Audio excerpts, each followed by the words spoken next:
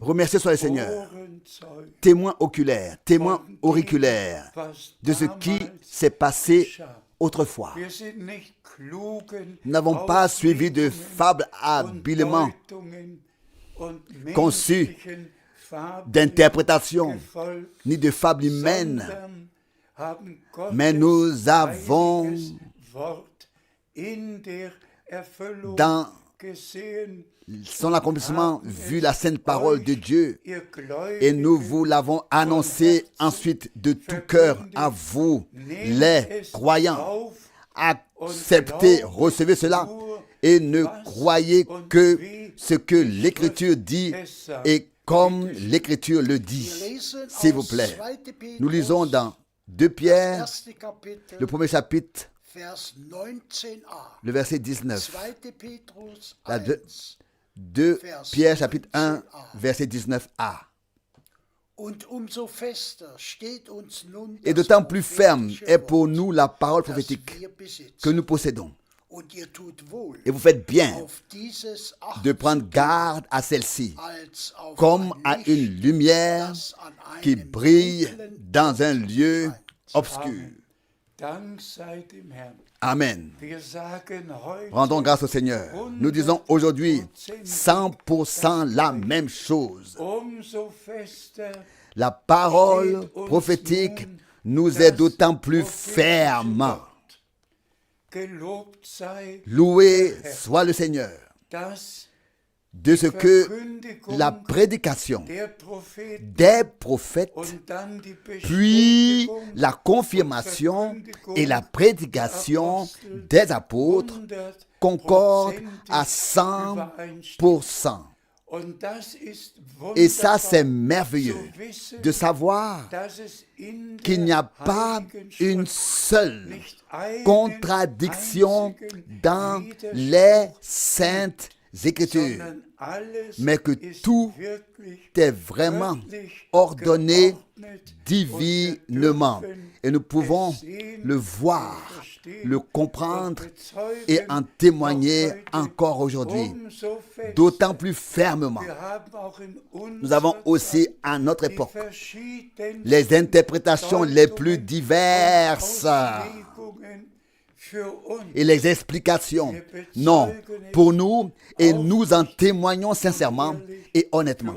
Pour nous, c'est valable pour toujours. La parole prophétique que nous possédons est d'autant plus solide pour nous. Elle est entrée en notre possession. Nous ne nous contentons pas d'en parler. Nous possédons tout ce que Dieu a promis dans sa parole. Nous sommes héritiers de Dieu et co-héritiers de Jésus-Christ. Ce n'est pas une théorie, c'est une réalité divine. Et la rédemption accomplie nous concerne encore, est valable pour nous encore aujourd'hui, pour nous tous. Et nous recevons et acceptons par la foi tout ce que Dieu nous a donné en Jésus-Christ, notre Seigneur et Rédempteur. S'il te plaît. Nous lisons dans 2 Pierre, chapitre 1, maintenant, le verset 20. 2 Pierre, chapitre 1, verset 20. En cela, vous devez avant tout savoir qu'aucune prophétie de l'Écriture ne permet une interprétation une interprétation personnelle. Amen. Cela aussi doit être pris à cœur. Et soyons honnêtes et sincères dans tous les courants dits chrétiens. Les déclarations bibliques sont interprétées et interprétées.